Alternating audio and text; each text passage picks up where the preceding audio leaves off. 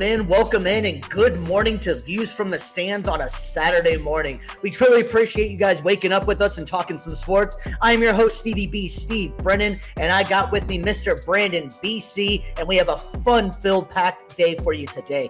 We got some reactions to the Sweet 16 and that of the men's tourney, and we're going to look ahead to that Elite 8, which is going to be an awesome day today and tomorrow. And of course, we have a lot of news to get to today. A lot of coaching things going on, some wild NBA moves. So we got a lot of stuff to get to. But before we get to all that, I want to say good morning and welcome in to my buddy BC. And I want you to let the people know what you got going on, my man. Oh, it's a beautiful morning here. And I know, again, it looks absurd right now, my setup. You know, you're not supposed to wear a title belt as a necklace. To that, I say, joke's on you. I can do what I want. But I gotta show some love real quick. The Rays yesterday got that dub on opening day. Walk-off win. It was a great feeling. So I'm doing great this morning. And I know you are, though, too, man. We're ready to get into some sports action. I think we got to pay the bills, right? We got to give a little bit of some time. Is that all right with you if I go ahead and shout your stuff out, my man? Cool, man. Well, as you guys know, we're about, 35, 34 episodes in deep at this point. You already know the missus and I. We got our small photography, videography business down here, brandes.media.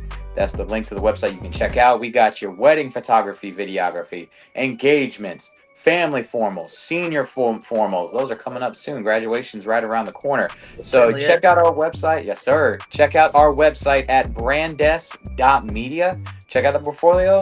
See for what you want. And if so, reach out, fill that contact us info. We'll get you guys taken care of and create those memories that last a lifetime. And before, Steve, I get into anything else, I just want to give a shout out as well to you, my man.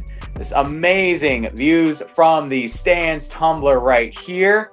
The customization on the back as well with the BC. Showing your boys some love right here. Stevie B, man, you guys did an amazing job with this, and I just can't thank you enough. This is probably one of the coolest gifts I have gotten in recent memory. Yeah. So if you guys like that, and we got plenty more, there's it's actually not my company, but it's just that's when we're trying to promote a little bit more. Crafty Doodle. She does an amazing job. So she did some really cool work, and if you like what you see on there, let us know. We can get you hooked up. Absolutely great company and great person that takes care of it. So we're really liking that as well. So we want to do that one more time for the viewers out there so they can see it. You want anything cups wise, let me know, let us know, and we can get you hooked up. But that's not all we want to talk about, man. We got a few other people we got to give a shout out before we get started on this. Sure. To give a shout out straight up to Varsity Sports Nation, man. It's your premier sports app. If you want high school sports, they got you. If you want live college sports, they got you too. You want sports content like you see on our show, they got you as well. The best part about Varsity Sports is that it's a convenient app that you can download on your iOS, your Android, Roku TV, Apple TV, Fire TV, as well as the socials. You can check out our show on demand, which is a very convenient thing for people. So please check out Varsity Sports Nation.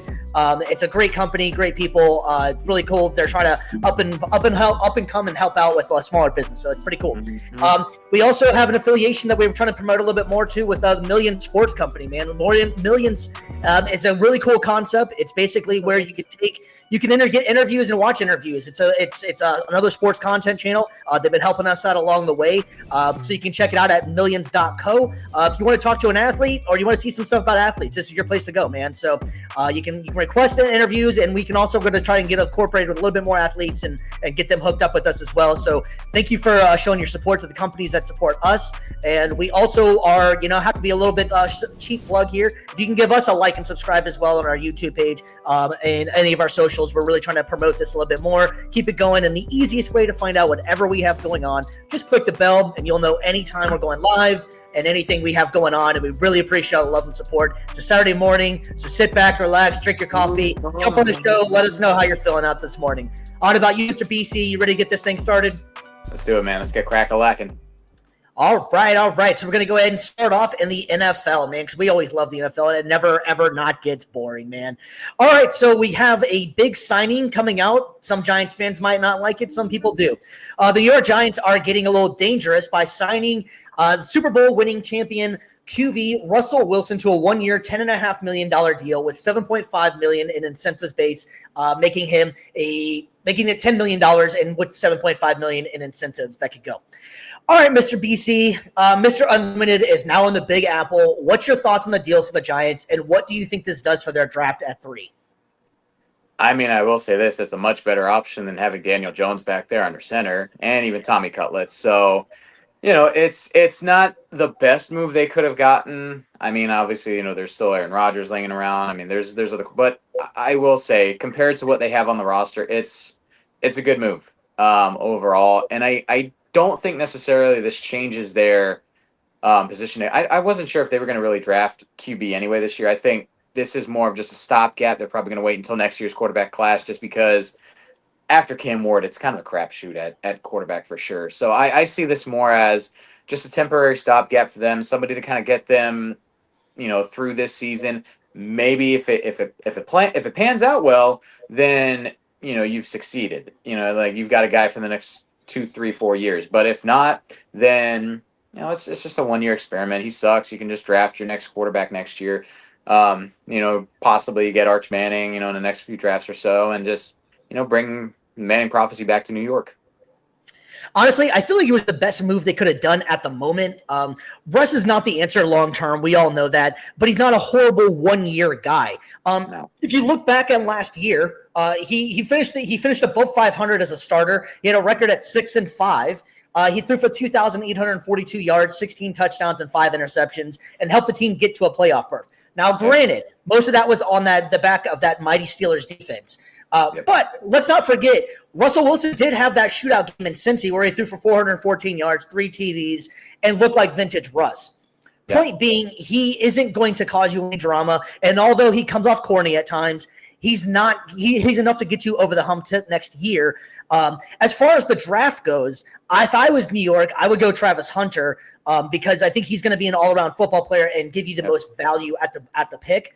And then you can also wait for the following year because it's supposed to be a much richer QB class with the likes of Arch Manning, Nico coming out of Tennessee, and Drew Aller, because the Giants are most likely going to be picking at the top again. So it's not as if they think this is going to be the savior. I do think that this will be a fine option for them for the season, and they might make a few noise. Now, the NFC East is very stacked right now. They got a lot of good teams in there, so they're probably going to finish, middle of the pack somewhere in there. But I don't think it's the worst thing. And Russell Wilson, say what you will about the guy, he's not going to give you any problems.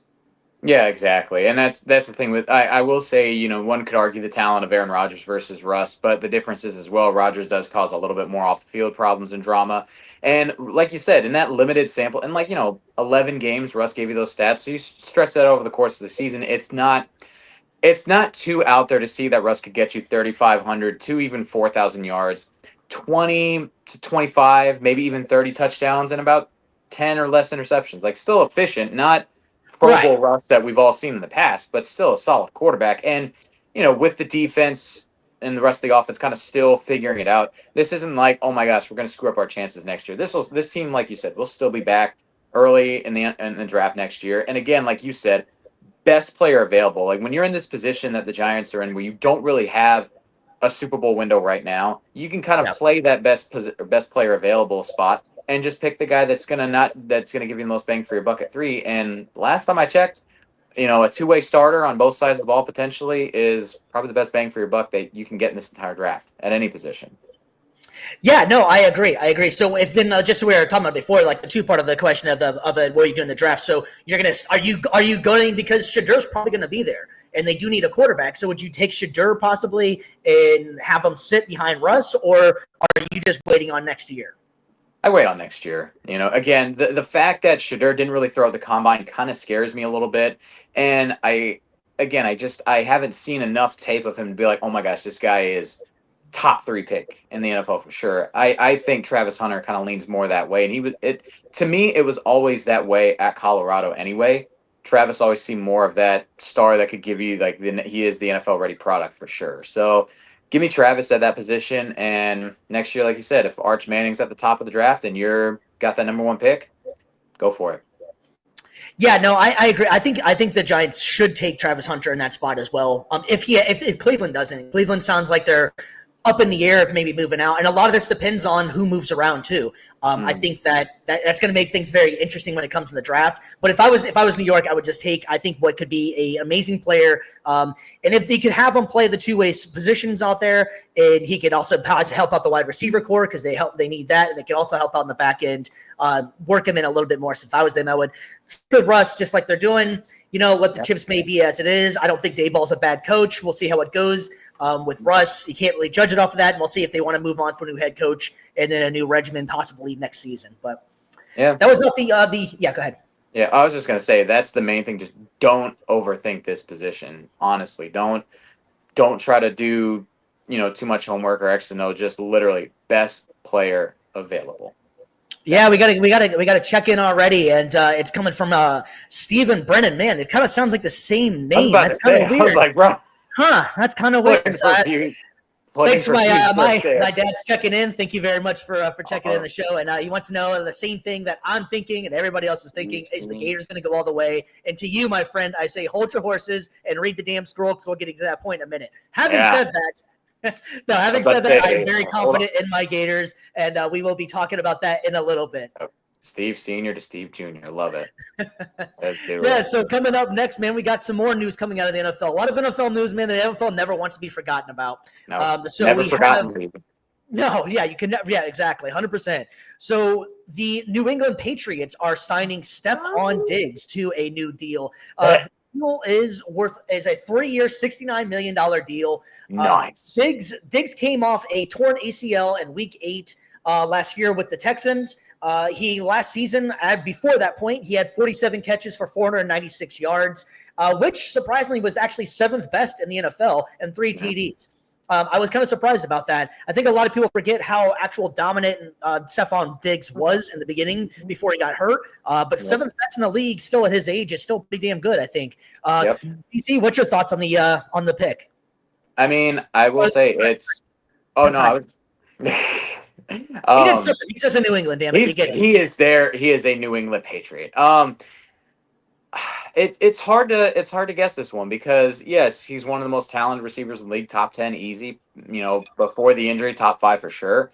But obviously now with the injury, torn ACL, I mean, it's not quite the debilitating injury it once was, but this also could be an injury that slows them down. It's more of a 50-50 gamble with ACL tears at this point. Some of them have Adrian Peterson like renaissances and comebacks or Chris Godwin where they come back and they're just on a tear. Other times they lose a step and they're not nearly the same.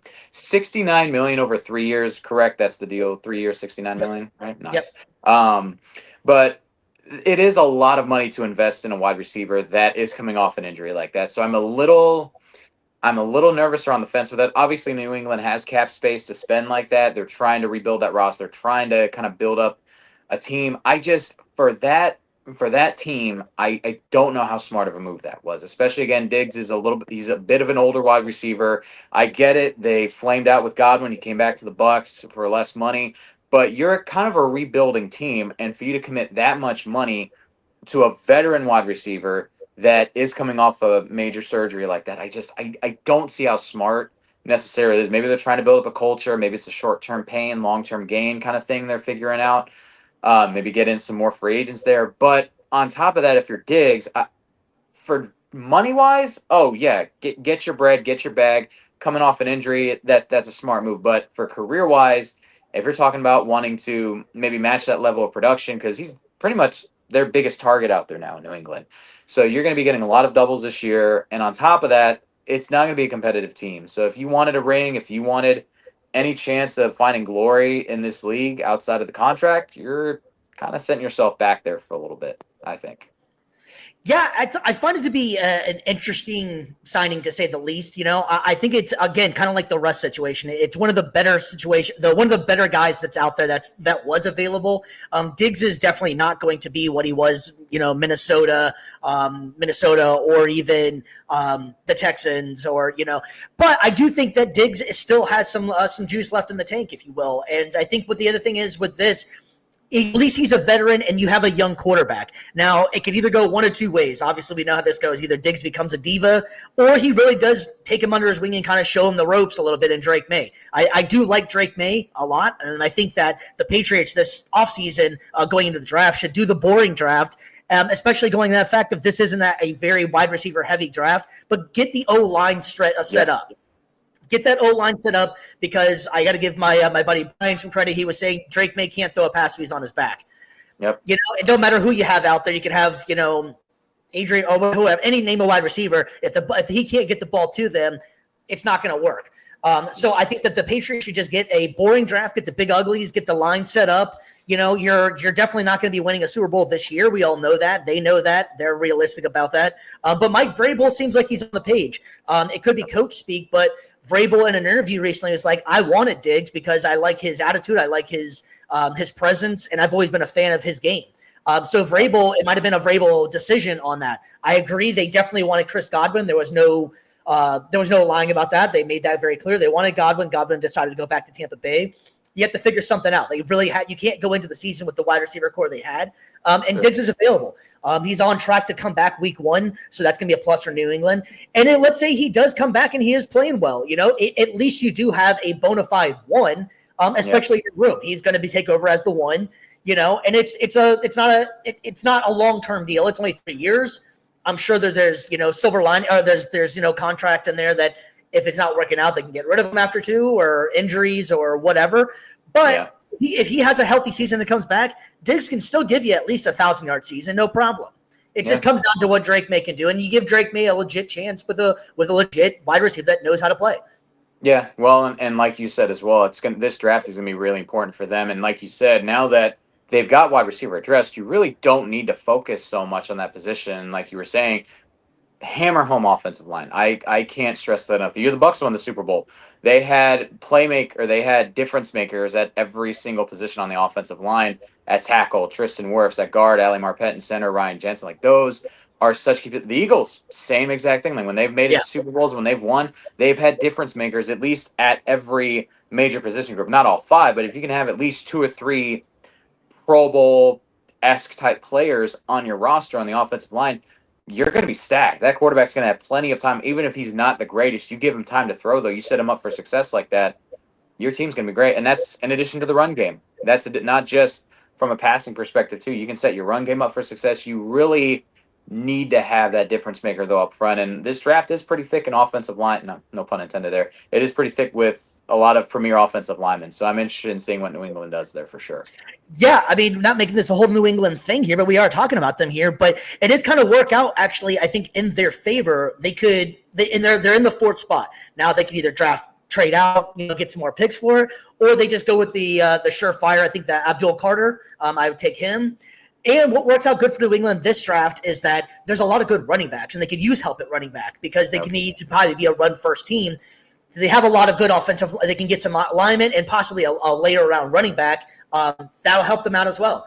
So I think that they're in a pretty good spot because landing Diggs, now they don't have to necessarily focus as much. And like we were saying before, it's kind of a weaker wide receiver class. So if they don't even draft any other wide receivers or maybe even a 4th round one, there's not the expectation of you have this guy out here, and Diggs can handle that at least for another year. And let's face it, next year's draft is going to be a lot better in offense. There's just it's just a lot better offensive class than it was this year. This year's draft class just seems like there's a lot of guys that's going to play for 10, 15 years, but you're not going to remember their names.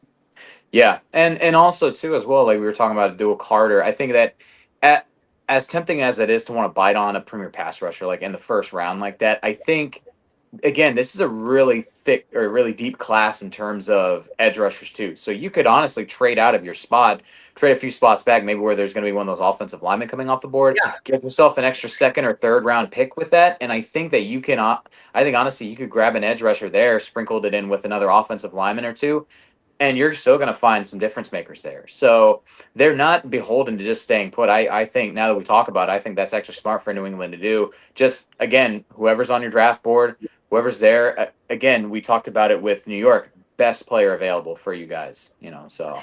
Yeah, and we'll definitely get a lot more into the draft. The draft's coming up April 24th, so we got some time coming up. And which I love the draft, honestly. It sounds kind of crazy. It's just basically guys getting picked, but it's there's always hope and like the storylines and what teams do makes it a lot of fun. So we'll definitely have a lot more coming up in the draft here soon, very soon, a couple weeks from now. Yeah. So keeping with the NFL, man, a lot of NFL news this week, and it's in the offseason. So, like you said, the never forgotten league. So the Baltimore Ravens have added Jim Harbaugh to a 3-year extension, which I love. Johnny. Yep. Damn it. I knew I was going to do it. It's Jim and Johnny. I was those damn Harbaugh.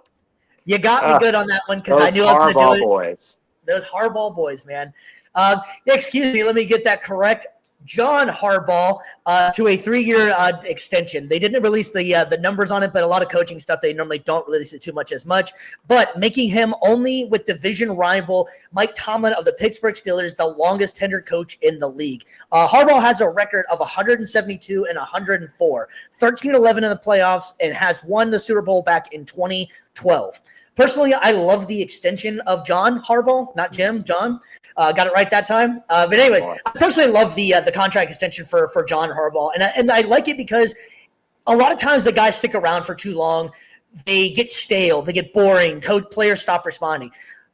John never has that. I never see sidelines where there's bad demeanor on the sideline. There's never players in the press conference saying, hey, ask my coach about that. Lamar Jackson seems like he absolutely loves him. And I like it because if you're listening to those mic'd up things, I think he has an absolute respect from the players and for the players. He's constantly gone up to Lamar and be like, what do you want to do here? How are you feeling? What's your thoughts on this? And that's ultimately what you need to do is trust your guys. That's what you have them for. And Lamar Jackson, let's face it, is an MVP caliber player.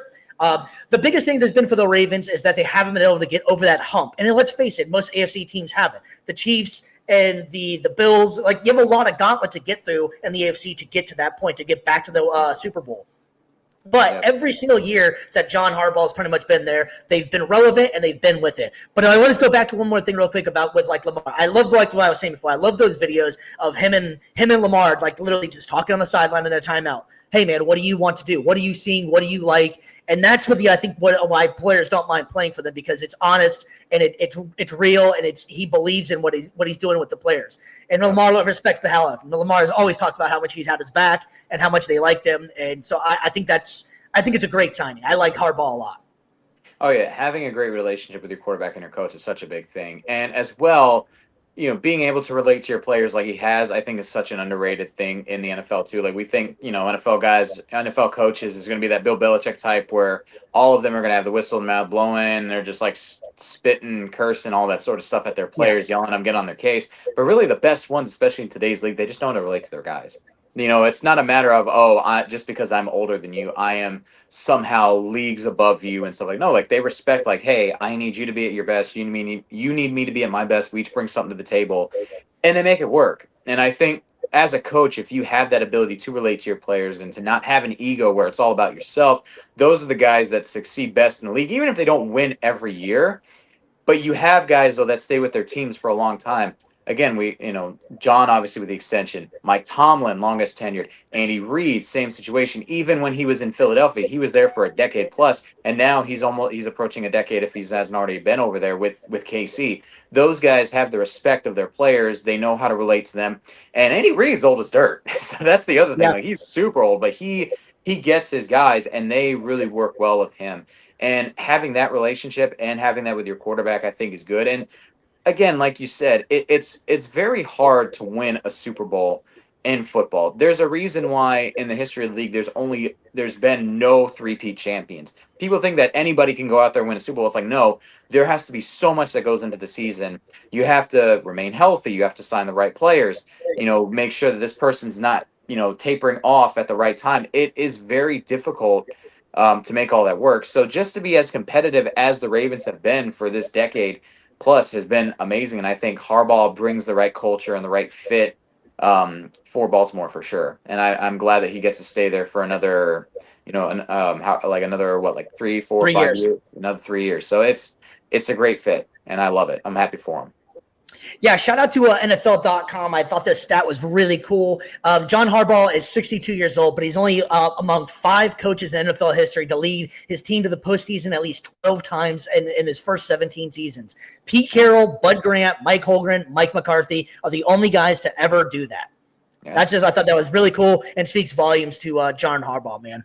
Yeah, and again, for anybody out there that's like, well, they haven't won a Super Bowl since 2012, it's like, okay, but they still have been to the playoffs almost, if not every single season since then. So honestly, It's just a matter of a few pieces away. And again, for the teams that want to be, for the fans that get impatient, I get it. It sucks not winning the big one, but at the same time, do you want to stay irrelevant for 30 years, or would you rather be competitive and just be a few pieces away? And it just takes the right firestorm for sure.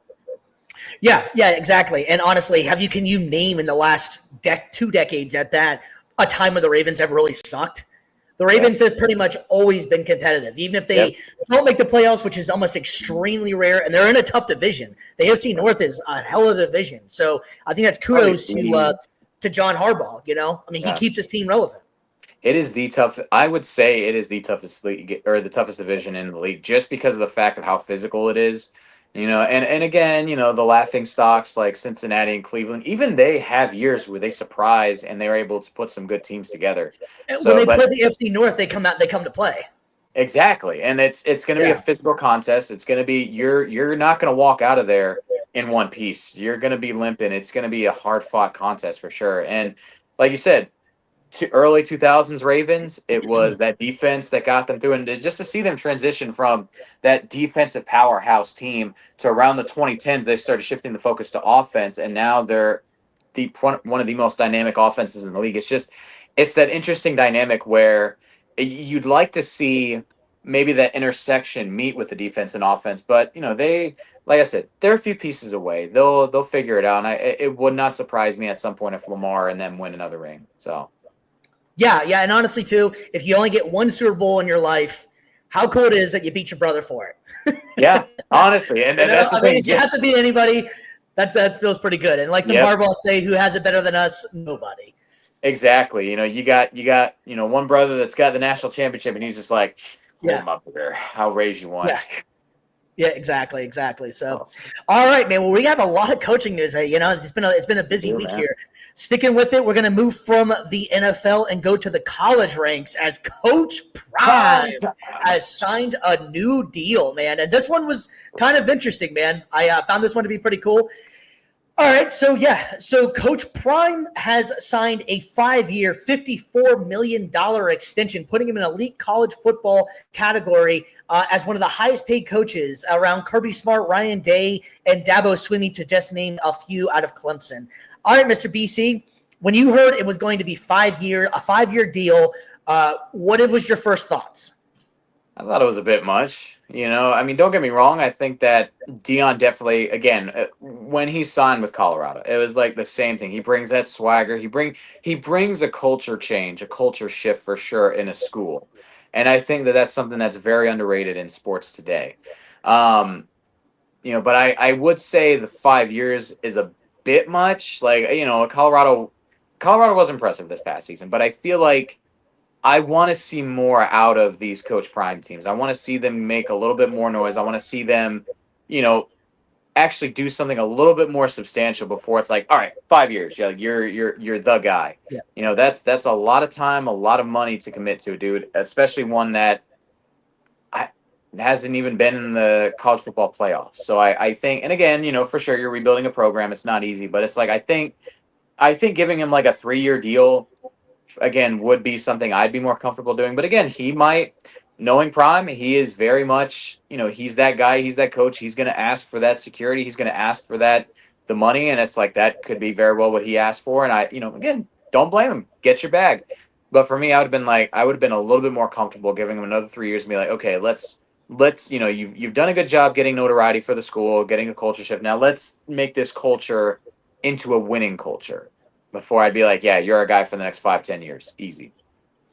Yeah. So my first initial reaction whenever I saw that he was a 5-year, $65 or $55 million, whatever it was, contract was, I want to know what the buyout is. Yeah. because I don't believe that he's sticking around for all 5 of these years at all. Not to say it at all. I think he needed to do something to keep him in Colorado so that it doesn't look like I just follow my son because it's where he went from Jackson State all the way over to Colorado, brought his kids with him, and brought Travis Hunter, and they were great.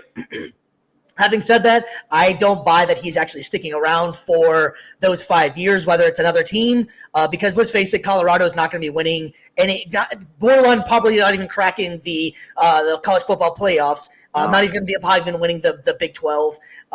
So I don't believe that he's sticking around for these 5 years at all. I want to know what it's going to take to get him out. And I also want to know what it's going to take for him to get to Dallas, because I think that's ultimately where it's going to be. I think he had to all of a sudden stick around for 1 year, maybe 2, so that it doesn't look like he's just following his son around. And then let's face it, the Cowboys just hired Schottenheimer, who everybody was kind of scratching their head like, are you serious right now? So it gives Jerry Jones a little bit of time, saying that we weren't just going after Deion, that we also had a backup plan, and then let's face it, it's going to be Deion Sanders.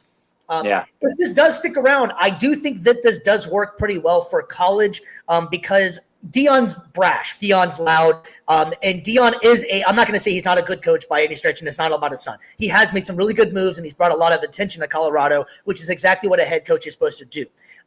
He's, like I was saying before, he's brash and loud, but he also does bring some X and O's to the game. Colorado was in most of those games. Now, their defense was kind of bad last year, and that's why they were in a lot of shootouts, and it kind of padded Shedor's stats a little bit because he had to throw so much to be able to get back in. But he kind of fits the college mold because it's all about the NIL right now, and then bringing players in. And Prime goes out above and beyond to get that NIL kid that, hey, I'm flashy, I understand you. He's older, but he all of a sudden seems very young. Yeah. And when it comes to these kids, he knows how to stay relevant. He knows how to still look cool, even though he's not young. He hasn't played for many years. I want to say he's in his mid-50s, early 60s, somewhere in there. But he just has a cool factor to him still, and kids relate to that stuff. He always seems trendy. Their social media people has been smart in making him seem bigger than life and making them seem like he is still, 21 years old and just stepped off the field. Well, and again, we were talking about with John Harbaugh how he relates to his players at that age. It's even more important in the collegiate ranks to be able to relate to your players because they're so young, they're so impressionable still. Yep. And again, to have a coach that is as loud and he does relate to this generation, I think, really well for his age, and he's also very personable as well. Like, he takes the time to get to know you. He takes the time to sit down and talk with you, and on top of that, it's not just sitting down and just doing like, oh yeah, we're reading over, we're thinking great. No, like when he goes out to get a player, he wants that player. He goes and gives full effort. And as a young person, to have somebody with that notoriety, that fame, that stature, to be like, wow, he sees something in me and he wants me to be a part of what he's building. That's very underrated to be able to bring in. So again, I'm not knocking him. I'm not knocking him as his ability to bring in players and to build a culture and everything. Like, he probably the best in college football at doing that. The main thing now is what I want to see with his evolution and everything as a coach is, all right, now how do we translate that ability to relate to players to winning games, formulating a strategy, and being able to execute on the field? Because talent and culture can only take you so far. If you can't execute and if you can't go out there and deliver on Saturday, then it's all talk. It's all for nothing. It doesn't matter. So, but I agree. And what Deion can always fall back on, and there's no denying it, no one can say he is one of the greatest football players of all time. I mean, there's no debates. There's no, you bring up Deion, you can't be like, oh, he was overrated. Absolutely not. The guy was a 2-athlete sport. Probably could have played basketball too. Who the hell knows? Like, the guy was just athletic as hell. And when he was on every Sunday, every Saturday, he brought it. Still one of the best Florida State players of all time. There's not much you can say that takes away from his actual football knowledge and football skill. When it comes to coaching, I think it's a little bit TBD because, like we were saying before, he's been able to fall back on that. He had his son that's really good. He had Travis Hunter. These next 2 seasons, I feel like, are really going to show, does this guy really know what the hell he's doing, or was it the fact that he has had some really good athletes that he was able to find and bring with him? So I think it's going to be very interesting, and the whole Prime brand will be a major thing going forward for Colorado. But like I was saying before, I tend to think that this is more of just until something bigger and better comes along, because Colorado's not going to be fighting for the championship anytime soon. Exactly. Yeah, I totally agree with you though, and I feel like college is the only sport that does this, where they give you a long extension for nothing. Like, there's no reason why you have to give a 5-year, 10-year deal, and it never works out in college. Like, I totally agree with what you're Unless you're saying. Nick Why not a Saban. 3-year deal? Oh, I was saying Yeah, like, unless you're Nick Saban, it's very rare that stuff works. You correct. gotta, Yeah, yeah, you got to be able to prove yourself as a difference maker. And again, we're not trying to bash on Coach Prime. I love what he's no, done for the no. culture, but now it's time to see what he does on the field. Yeah, and this, I think these, like I was saying, these next 2 seasons are the seasons where, are you actually a good coach, or did you just have some star athletes that made you look really good? Yeah, time to find out. Prime time, baby. Prime time. Here we go. All right, so we got another coaching news actually here, and I really got to say before, I didn't realize how much coaching stuff was going on. This one was really shocking, actually. We're moving from the college ranks and going to basketball. The Memphis Grizzlies fired their head coach Taylor Jenkins. Taylor Jenkins. Leroy Yeah, this one was really wild to me, man. They're was. 3 weeks away. They're 3 weeks away from the playoffs. Right now, the Memphis Grizzlies are sitting in the 4th spot and are a tiebreaker away from. I'm sorry, they're sitting in the 5th. They're a tiebreaker away from the 4th, and only a game and a half behind the 3rd spot. And it's 3 weeks before the playoffs, and you guys fire your head coach. BC, what was your thoughts on this one, man? This was a shocker. I mean, for me, to fire your coach mid-season as their, hold on right now, I'm trying to pull up the stats with regards to Memphis with their in-game stats, but for me, it's just it is shocking because you're in the middle of a playoff race. You are, again, like, ever since they got job back, like, they've been doing well. Like, I don't really understand it all too much. The only thing that I can think of as far as a rationale for making this move is if it's like with the Warriors with Mark Jackson to Steve Kerr back in 2014, 2015. But again, I don't, you're firing him. You got an interim head coach. So that's a difference as well. In the offseason, they made that move. So it's kind of shocking. It's like, do you expect this interim coach you're bringing in to kind of lead the team better or whatever? You're going to wait until next year to bring in a head coach? Like, it just seemed like if you didn't think Jenkins was your guy, why didn't you just let the season play out, let it let the team go to the playoffs where they may, and then in the offseason make your move. But maybe there's something going on behind the scenes we're not seeing. Maybe there's relationships with front office, maybe, or maybe there's certain actions or something that were behind the scenes that we're not seeing, that they're not being released yet. To me, that seems like what is probably going on right now. There's probably something that maybe not basketball related that we're not seeing going on behind the scene that caused this firing. It's the only thing that makes sense. Yeah, well, the things that I've been kind of seeing as well is that the Grizzlies, I feel like it's a knee-jerk reaction. They're on a 2-5 slump at the moment. They haven't been winning as much. Ja Morant, after coming back from the suspension and all that good stuff, he's only played in 43 games this season. Having said that, even without Ja Morant, they still, I think, made it in the 7th spot. They weren't doing too bad. Morant's been a little bit kind of working his way back. He did almost have almost a year and a half off, so he has his flashes that he's still good at. They're still a playoff team. Having said that as well, is that the other problem I think that they were having was that they weren't winning against good teams. They weren't. I think they're only, since the All-Star break, we're only like 1-7, 1-3, somewhere like that against winning teams. So maybe they're just worried that coming into the playoffs that the writing's on the wall that you can't do it. I would not have made this move 3 weeks before the playoffs unless you had, a Phil Jackson or something like that waiting in the wings that's ready to take over and ready to dominate, because that's ultimately saying it was his fault, no one else's fault, and that you don't need to make moves. I mean, I will. Oh, sorry. No, you're fine. I was just gonna say, like, though, too. What's surprising is I knew that Memphis was having a good year offensively. I just didn't realize they were second in the league in points per game. They have their first in pace, and they have. Let me pull it up here real quick because I'm just pulling it up right now. Hold on. Like, they're talking about like the strength of schedule and everything too. They have a top 5 strength of schedule. So like you're looking at it. The one thing that's lacking is the defense. So yeah, this isn't the grit and grind Grizzlies of yesteryear, but again, you have a top 5 offense, fastest team in the league. Like I don't, and even their defensive rating is top 10. So again, to me, that this just screams something going on behind the scenes that we're not seeing. Again, I don't want to speculate too much. It's just from an analytical perspective, it does not really make sense. Even with, like you said, they're struggling against good teams. for me, if I'm a front office, it's like you're going to shake up your playoff chances like that right in the most crucial point of the season. Um, it just doesn't make sense. It really doesn't.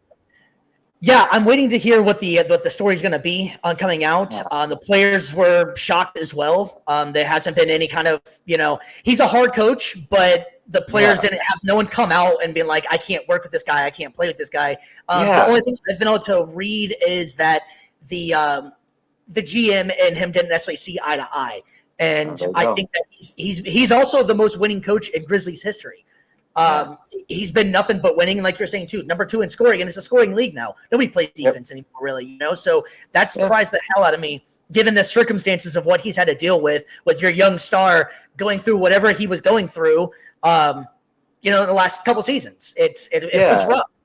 I mean, and now that you mention it though, too, like coach not having a great relationship with the GM, it does make sense because sometimes maybe the GM wants a little bit more control or maybe doesn't want coach's input as much with basketball decisions as he likes, or maybe sometimes the coach wants a little bit more control than what he should. So to me, that just seems like the most likely option right now. Again, obviously this is very breaking news right here. So I know there's going to be a lot more looked into it, but yeah, I mean, that does make sense. Again, maybe one side is trying to overstep the other, and it's like, no, we're not going to do that.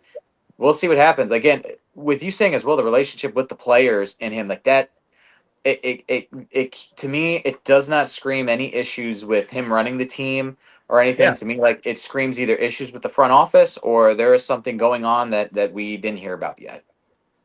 Yeah, that's gonna be definitely a TBD on what more is gonna be coming out with that one. It just kind of happened yesterday, and it kind of shocked the world, the NBA world.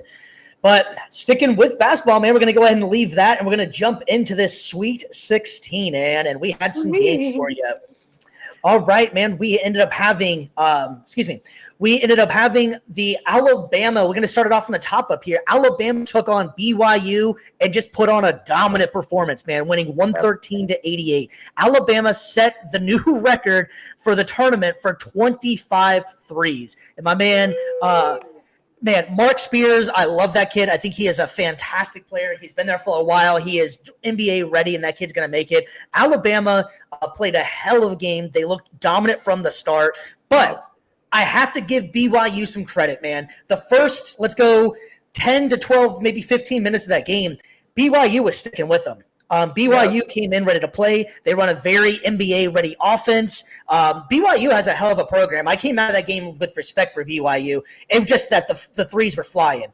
BYU plays a very NBA style. They got some kids, I think, that are going to make it go pro. What was your thoughts on the game, man? No, I was going to say I was going to be a little cheeky right here and make a Book of Mormon reference, but I'll save that one for BYU. But yeah, no, again, you're playing one of the most dominant offenses in college basketball. It's going to be a tough task for sure. It seems like this year that Cinderella magic that we've come to expect from March Madness, the madness of March, has been pretty sane actually this year and been pretty stale and boring in terms of we pretty much know who's going to win these games by just looking at the seeding. But Bama was Bama. Again, shout out to them. We talked about it before the show. It's interesting how football aspect wise, Bama's been so known for their defense. And then when you go to basketball, it's the complete opposite. Their offense all the way, one of the best offenses in college basketball, and then one of the worst defenses.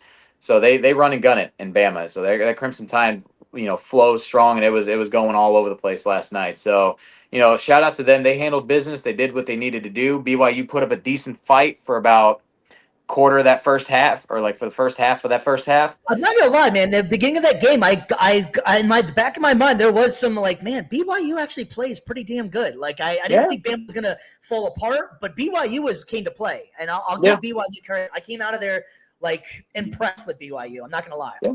They gave it their best shot. It's just Alabama was able to take that, and they dished out a bigger blow for sure. So, for boxing terms, BYU went to the body, and Bama just went straight for the head. KO shot. 100%. And it's something that I've been watching the tournament a lot more. And I'm not going to lie, we all know it. I'm a big Gators fan, so I watch a lot more Florida Gators than anything else. But the SEC, the style of play they play is so fast paced. Every team is almost like a track meet, and it's wild just watching all these almost interleague, if you're taking a baseball term, games. You got the Big Ten. The Big Ten to me still plays like old Big Ten. It's defense. You're going to score 60 points, 70 points, maybe at most or something. You got, Alabama, that run and gun. Florida, same thing. Like, they're so fast paced that it's wild watching these other teams. And I think we were talking about it a little bit before. We'll get into it a little bit more when we get into the Elite Eight. SEC has been absolutely the best conference in the league this entire year, and I think it's been showing in this tournament, which is how they're playing. Their style of play, the only other teams that can match them are other SEC teams. So Bama's going to be playing later on today, which is going to be a great game, and we'll get into that matchup in a little bit. But we're going to move on to the next game of that night. And I am super excited about it. That's right. My Florida Gators, baby. Let's chomp it up. The Florida Gators are looking damn good. And I'll bring it back to our viewer question earlier. Yes, you're damn right. They're going all the way. The Florida Gators are pretty damn good. He's got the Gator mode activated, baby. We're going man. We're going to the Final Four. Florida Gators end up winning 87-71 over Maryland. And the story of this game was the rebounding. Rebounding was a major factor, man. Maryland only got 20 rebounds the entire game compared to Florida with 42. They just out-rebounded all the boards, right? What's that? You could say the Gators were chomping at the boards. Oh, nice. Yes. I will allow. There's your dad joke of the day from me. So, and I'm not even. There you go. Yeah. So this game was pretty interesting, man. The first half, it was all turnovers, man. Turnovers. Florida could not hold on to the ball. They turned it over, I believe, 11 to 12 times in the first half, which is unheard of for Florida. They're a very good team that doesn't turn over the ball. They maybe average 8 to 10 an entire game, let alone a half. So Maryland was right there with them in the beginning. Second half rolls around, Florida makes adjustments, and what do you know? They stop turning over the ball and they dominate the second half. Yep. The other major problem for Maryland in this game was bench scoring. I don't think that Maryland had a single bench player score a point, if I remember correctly. And if they did, it was something minute. Florida's bench, I want to say, had 28 to 40 of their points coming off the bench. I did get very scared. Condon went down with an ankle injury. It was the same ankle injury that's given him problems before. He did come back because he's a tough rugby kid from Australia. He's one of my favorite Gators on that team. But I'll tell you what, man, as a Florida Gators fan and watching these two games here, the UConn game had me very nervous as well because that one, they could not hit free throws. They could not hit free throws to save them lives. They shouldn't have been that close. They were a better team. Now, you did have the two-time defending champion going in there, so UConn has a championship pedigree, a championship swagger, but they definitely looked a little sloppy playing against them. This game was all about the turnovers. Florida has to not do that going forward because the competition's only going to get better. Texas Tech is a legitimately good team. Spoiler alert, we're going to get to that one too. Texas Tech did win, so that'll be their next problem. But Texas Tech comes with some size. Texas Tech is a very gritty team, and turnovers are not going to be an option for Florida playing against Texas Tech. So they have to figure that out. You can't go into these games missing free throws and making turnovers. The bright side, I think, for Florida, though, is that Florida came out of that victory with their star player, Walter Clayton, only getting 12 points. Walter wasn't the major factor that he was in the other games, and he didn't have to take over the game. You had guys like Will Richard, Condon had some good plays in there. So I think that Florida next game, maybe they got all the kinks out the system. It's different styles of playing. You have to figure out each game is something different. They're used to playing the SEC, so Having said that, I feel very confident in Florida going forward, but they did make me nervous these last two games in the beginning of the games because they didn't come out like they should have. Yeah, and I mean, that is something you got to tighten up with, especially closer you get to the Elite Eight, Final Four, National Championship. Like, those plays will come back to haunt you in the second half. But I think as well, just to put a little bit of a silver lining on it, to be able to have a bad game and still pull it out at the end, to be able to dominate on the glass like you did, to be able to still tighten up on those turnovers like you were able to do, it's still, those are positive signs that you can take going into the next round and being able to be like, hey, yeah, if we have a rough night shooting, our guys will be able to clean it up on the offensive glass, and we'll be able to get a lot of putbacks. We can be able to, if we can play great defense on Texas Tech and we can cause a lot of misses, we're confident in our ability to get the ball back, even with the size difference. and we can still be able to control the pace of the game, the flow of the game, because that will make a difference as well. If you're able to out rebound Texas Tech and you can start getting into more run and gun, fast paced style as the game gets going, they're going to tire out and you're going to be able to still keep humming at the same pace. So that's got to be the strategy for Florida, like you said, just clean up the turnovers. And even if you're having a bad shooting night, you'll still be able to dominate on boards, and you can eventually wear down Texas Tech towards the end and still win and go to the next round. Yeah, I'm definitely feeling very good about that one. We'll get into the Elite Eight here in a minute. We'll be at the other ones to go over, but yeah, shout out to my Gators, man. They look pretty good out there, and so I'm excited for them, man. We got those other blue guys out there, man. The Duke Blue Devils, man. This game was never really this game was never really that in question, man. Cooper Flagg is just that dude. He put on a hell of a show against Arizona. Cooper Flagg is just that guy, man. I think Duke is playing at an elite level. They deserve to be where they are and to be one of the top teams in the country. They look fantastic. What's your thoughts on Duke, man? They are the heavy favorite. They're some of the heavy favorites in this tournament for a reason. Like you said, Cooper Flagg is that guy. Obviously from somebody that's seen that guy on a Duke team dominate the way he has with Paolo Banchero, I think that, this team is looking dangerous. They are elite on both ends of the court. And, they're not just going to be able to outshoot you like a lot of the SEC teams do, but they can also lock you down on the defensive end. So Duke, to me, again, I know you got your Gators, you got to represent. I respect it. But for me, if I'm picking like a favorite so far in this tournament, it's Duke. And their two-way dominance is the main reason for that, for sure. No, Duke has looked flat out awesome. There hasn't been none of the games have been in question. Well, the Baylor game was a little bit in question. Baylor played very hard, but Duke has just been able to find a way to win, and they've looked great. I do want to jump on one more thing. I did have a point I also want to make as well. It was about the Florida Maryland one. I did forget about whatever. I want to give a shout out, man, to that kid Derek Queen, man. That kid is ridiculous. If he doesn't get a sponsorship by DQ, it doesn't make any sense in the world, man. But having said that, man, that kid can move. I give him I'm pretty sure he's going pro next year. I don't see him sticking around the Maryland program, going pro. But that kid can move, man. For a center at his size, he made that final shot in that game against Colorado State. The bank shot off there. That kid can flat out play, man. That kid's going to make some noise in the pros. If he can develop a shot a little bit more, I think he'll turn some of that. I'm trying to think of the right word without coming off like a jerk or something like that. But some of the fat that he has, a little bit of the size, and he can turn that into muscle. Like almost like a Zion, where Zion came in very muscular, but also had some chub to him. If they could turn that into some muscle, that kid's going to be a force to reckon with, man. I want to give him a special shout out. That kid is flat out a damn good basketball player. And I think he's going to be a perfect fit for the new NBA where the big man can move. That guy can handle the ball. He ran it up the court a few times as almost a point guard. I was very, very impressed with Derek Queen.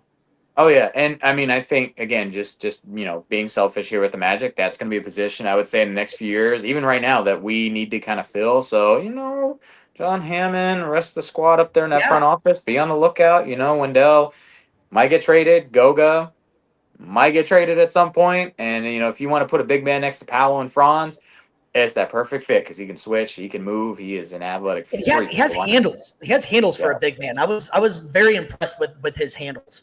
And I think that's like the perfect fit for that team, honestly. Just another biggish guy that can move like that and can switch. It's gonna be dangerous.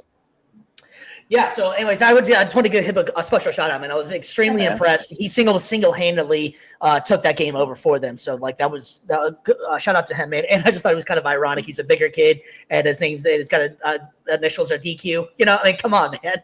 It's written all over the walls, man. Yeah. NIL, where the hell you at? All right. So, having said that, man, there were some other games going on too, and we had. This one was an impressive one. This one was last night, man. We had Houston. Houston went through, had to make that, and they ended up beating Purdue 62-60. Man, what a game this one was, man. Houston is a very damn good team, man. They're so dominant. Another just size, man. They just a dominant ass team, man. What's your thoughts on Houston? No, I mean you pretty much said it right there. Like again, another we talk about size a lot being a difference maker, but it really does. But not just that, but being able to make the most out of your bat or make the most out of your offense possessions with size. And again, these games have been very close for a lot of these number one seeds. I know we've said it's boring in terms of we know who's going to win based on the seeding, but that doesn't mean to say that it's going to be easy based on the game, but we're seeing a lot of these teams showing that ability to have the higher seed and still kind of fight off that rust or fight off that, the nerves or whatever it is, the pressure, or even just the overconfidence. And oh yeah, we're the number one seed, or yeah, we're the top seed, and in this matchup we're going to win. That's really been the detriment to a lot of teams in the past. I think we're seeing probably one of the best in terms of the top seeds holding out and finishing strong. We've kind of seen the best top seeds in the tournament I think that we've ever had. Just because these guys don't let the moment get to them, they don't get overconfident, even when they're behind or even when it's a close game, they still find a way to come together. And it's like, and having that confidence to be like, yes, we're the top seed, we're going to get the job done, and we're going to execute. We're not going to take these guys, we're not going to take these guys as a joke. We're going to take them seriously, and we're going to still go out there and dominate or win, execute. And that's, they didn't win national championship, but it is what you would call like a championship pedigree, where you don't let the moment get too big, you don't let the lights get too bright, you don't let your opponent get too confident, and you don't get overconfident. It's that perfect balance, and we've seen so many teams demonstrate that, and Houston has been one of them in this tournament. Yeah, absolutely, man. The top teams have just looked like they deserve to be where they are. It hasn't been, this tournament hasn't had very many upsets per se. You had the 12-5, you had the McNeese, and then after that point, Arkansas has made a hell of a run, in which we're getting to right now, actually, with the Arkansas game. Arkansas and Texas Tech. Speaking of a nail biter, man, holy crap, man, what a game this one was, man. Texas Tech had to come back to win this game, man. It was the third largest comeback in history. They came down from 16 points to beat them. Arkansas was the last remaining lower seed, and let's face it, man, the top seeds have just been straight up dominant, man. What a performance that these kids put on. It's been I personally, a lot of people seem like they haven't been as excited for this tournament. I think it's been one of the better tournaments because I think there's just been good quality basketball that's been played. Yeah. You're not running into it. It is fun when you have the FIUs or the George Masons of the world making that run. You're supporting the little guy. But let's face it, man, it's only cool for so long till you actually want to see the Blue Bloods actually start playing the way they're supposed to be playing. Yeah, and again, we're not seeing these guys that, when you have the lower seeds winning against the top seeds, like, oh, well, they should have never been that spot to begin with. No, now we're seeing guys that are proving, yes, we belong here. This is why we belong here. Don't ever doubt us again. Yeah. No, I agree. And, so shout out to Texas Tech for having the poise. The players were saying that the coach was basically like, hey, it's never in doubt. It's never in doubt. We're going to come back. We're going to come back. And the players shout out the coach for just absolutely believing them the entire time. And he had to come back against a veteran coach as well, So Calipari was out there, and he's pretty damn good in the tournament. So to be able to come back against him is even more impressive. We'll go ahead and jump to one of the other games that was last night. And this one was one, I don't know if you got a chance to watch this game, but I watched this entire game, and this was one hell of a game, man. Let me tell you what, Michigan State and Ole Miss, I'm not going to say blew it by any stretch, just Michigan State has that absolute pedigree of just sticking with it. It was such a competitive game, and if you don't know the name, you need to know it now. Sean, what's God? I was about to say, you're forgetting the name right now, man. Come on, bro. Yeah, I know, Fred. Seriously. I know, seriously. I messed that one up completely, man. I was all excited about the game because it was such a damn great game, and I ended up messing up poor guy's name. Anyway, Sean Padula. Man, This kid has the heart of a freaking lion. The guy is a little bit smaller, wears the headband. He absolutely put Ole Miss on his back. He was a Virginia Tech transfer. He's been to Ole Miss for a couple of years. That kid is ridiculously good, man. He has such swag and such just confidence in himself. I'm not sure what he's going to be in the pros. I think he'll end up getting drafted. I can see maybe being like a second-round pick and being like your six-man sniper kind of guy because the kid just plays with absolute heart. And I also can't forget about Michigan State. And it was so cool. And I don't know if you got a chance to see this graphic or not. I wish I was able to find it, but I couldn't find anything for it. Jason Richardson, I don't know if you remember Jason Richardson in the NBA, amazing player, so much fun to watch. His son now is a freshman at Michigan State with the all-time scorer last night. Yeah, that was such a cool thing. And the wild thing is if you didn't get a chance to see it last night, was that his father and him have done the exact same path. And when I say the exact same path, I mean they played the exact same teams in the same spots and both have had the same outcomes. Ironically, and this would be insane, and I hope it doesn't happen because they have to play my Florida Gators if this plays out. His dad won the national championship at Michigan State against the Florida Gators. The Florida Gators have a chance to make it to the national championship, and so does Michigan State. They will literally go through the exact same path with the exact same result. If that happens, that is insane. And here's the other kicker. It's with the same coach. Wow. Dude. Yeah, and I will say as well, like I've seen his son play up close and personal at state championships for basketball. Dude, state title game against, I believe it was it was state champ. I forget the high school, but I know they played Columbus with against Boozer's sons as well. Okay. Those guys, those kids are studs. But yeah. No, Jace Richardson lives up to the hype for sure. And to see him doing what he's doing on this stage, like, even in this year, like he's shooting 50-40, almost 90 kind of numbers. Like that's incredible. Yeah, and that's exactly what it is. Super efficient. He didn't take any bad shots last night. The 2 shots that he missed, he should have possibly made, and you can see it kind of affected him, but not to the point where he started making bad decisions. He just got poised and believed in himself. And the players seemed like they love him. Man, if you didn't get a chance to see too, the press conference was great after the post game. Tom Izzo was literally in tears. It was such a hard-fought game. Michigan State only led for about 3 minutes of that entire game. Ole Miss had them. There was multiple ties, but Ole Miss just couldn't hold on to that lead. I think the pace they were playing just tired them out. Like it was such physical. That's pretty much been the story of this tournament is the pace of play, and teams that are able to run that run and gun style have been able to win and pull it out in the end, win some close games, and then that fatigue that just develops over the course of those 40 minutes for the opposing team, it's just it's too much in the end. You got to be able to keep up, and if you can't, dude, you're getting cooked. And that's a reason why a lot of these top teams are succeeding. They can keep up. Yeah, and I think that's what happened with Ole Miss on the opposite spectrum of it is that they tired themselves out in this game. They were just up and down so much, and Michigan State just played for what was actually going on. Michigan State played good defense. They rebounded the ball. They took the good shots.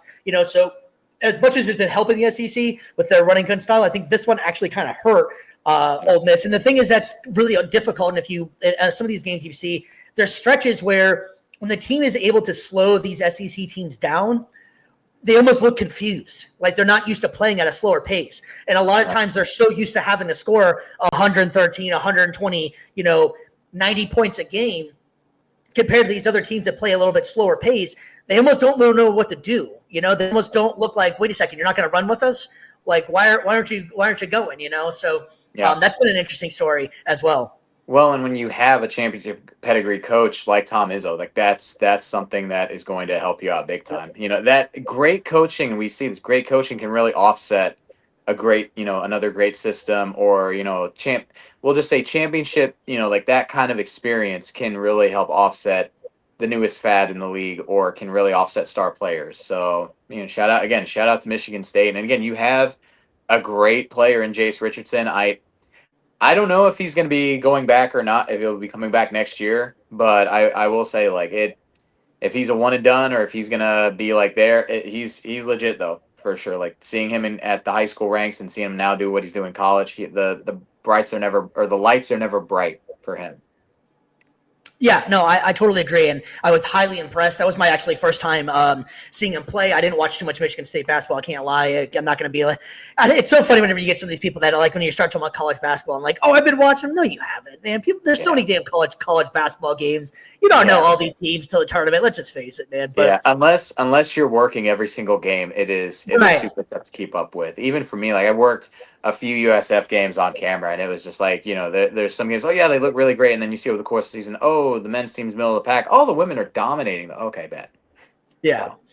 So we also had the number 1 overall seed of the ranking it to the Elite 8 as well, and that is the Auburn Tigers taking on the Michigan Wolverines. And Auburn, this game wasn't very much in question. Michigan plays an interesting style with the 2 7-foot big men out there. It's like the Twin Towers. Auburn just has SEC, man. It's all about the SEC this year, and we can't say that enough. But how dominant they've been. This game wasn't very much in question. Michigan kept it interesting, but Auburn just came out on top, man. They have one of the players of the SEC Player of the Year, and Broom.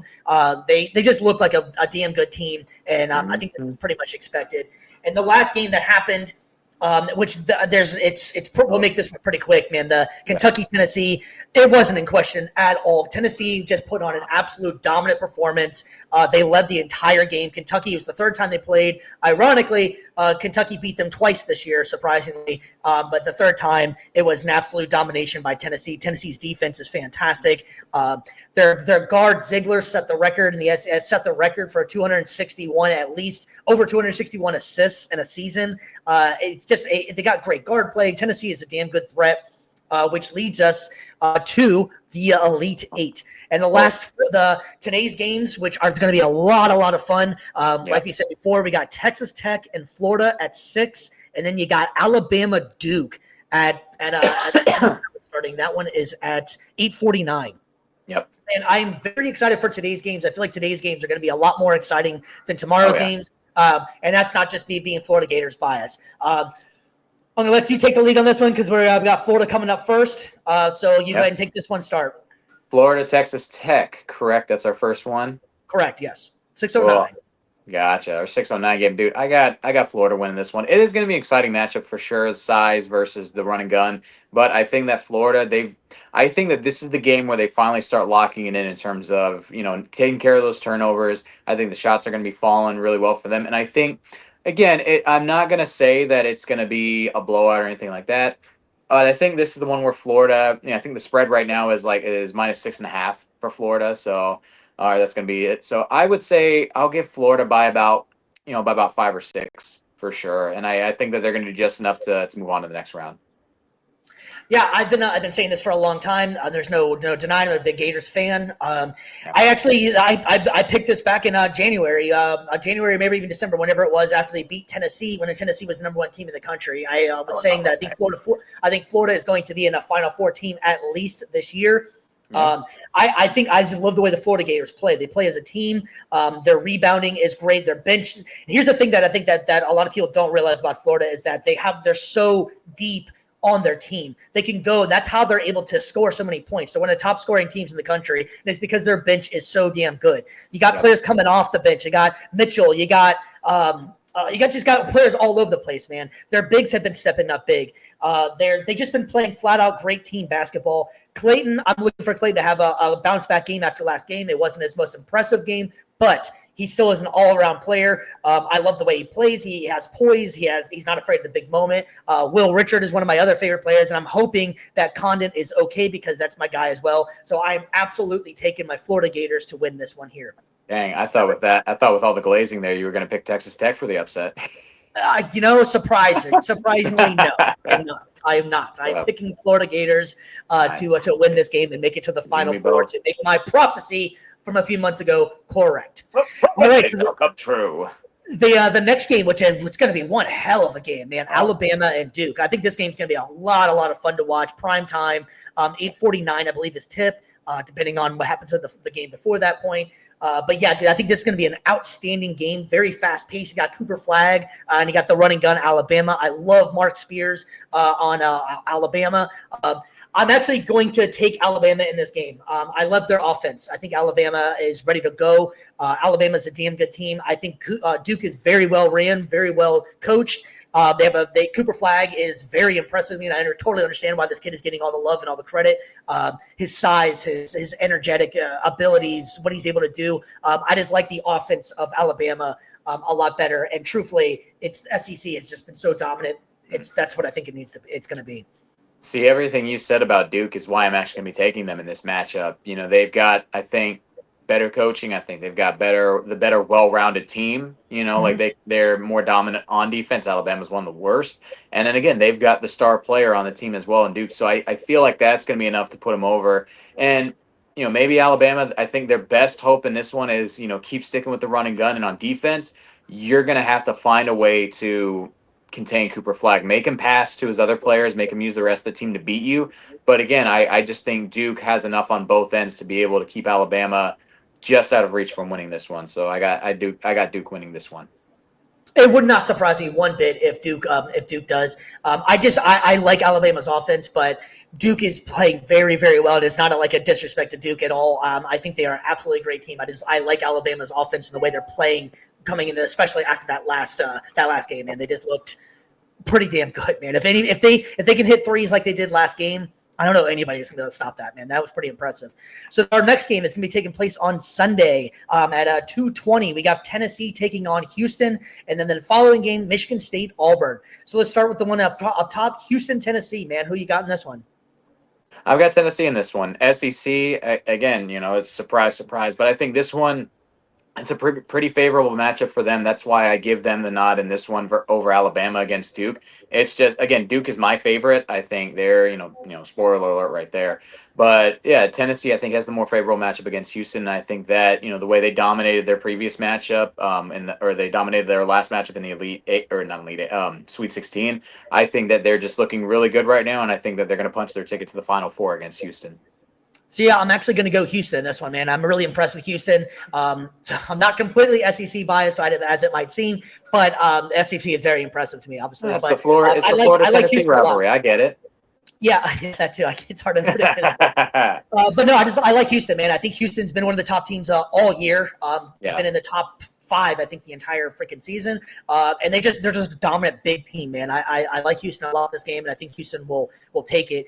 The guard play of Tennessee, though, is outstanding, though, man. I like the way they play, and Tennessee does play some good defense as well. But I'm going to take Houston in this one.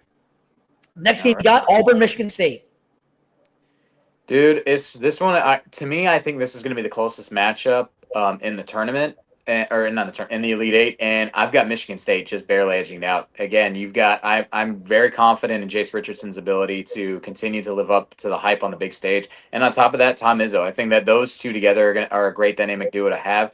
And I think that Michigan, I think this one is going to be decided. If there was a last-second bucket to decide the game, I think this is going to be the one to watch out for. So I got Michigan State winning a tight win against Auburn, and getting Spartans ticket to the Final Four.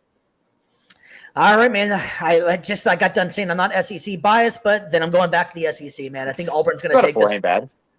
I do like Michigan State, and like you're saying too, Tom Izzo out there. You can always, you know what you're getting. You're getting a damn good coach. It's not going to be too afraid of the big moment. I do love Jace Richardson as well. After watching that, I like that kid Atkins from Michigan State too. He's a very spot up shooter. And I like also that Michigan State too. I liked how they had there was a story they were talking about that how Jace actually became into the starting lineup was that their original point guard was like, fine, I'll come off the bench. He's playing great. Let's just win. So that's just speaks volumes to how Izzo runs his program. Having said that, Auburn has been pretty much the number one team in the country almost all year. They've been dominant for so long. I'm going to go Auburn in this game. Offensively, I think they're a little bit better than Michigan is right now, just for the offensive side. But Michigan might clamp down on them a little bit, but I just believe in what Auburn's doing. So just as a recap here, so our Final Four is going to be, for me, it's going to be Florida, Houston. Hold on one second. What was the other one? I'm already forgetting. Jesus. Bama, dude. Let's take two. Yeah. Forget that. Sorry, we're live and trying to figure this out. So sorry. It's I'm going to take Florida, Bama, Auburn, and Houston for my Final Four. I am surprised you did not take Tennessee for the all SEC Final Four. That'd have been hilarious. But maybe SEC bias, 3 out of 4. It's not complete bias. But for me, I have got Florida, Duke, and then on the other side, I have got Michigan State. And I have got, now here I am forgetting my picks. Dang, man. Goodness gracious. Take 2 for me. There's been too many college teams to talk about, man. I know. Holy crap. I've got Florida and Duke, and then I've got Tennessee and Michigan State for mine, for my Final Four picks. As crazy as it is, we could potentially have Alabama versus Auburn in the championship. How funny would that be? The Iron Bowl comes to the hardwood. That would be crazy right there. Like college football. Bring a little bit to college basketball. I think for me that would be probably the funnest matchup to see, just because how rare is it that you see an actual rivalry in the championship game? That would be amazing.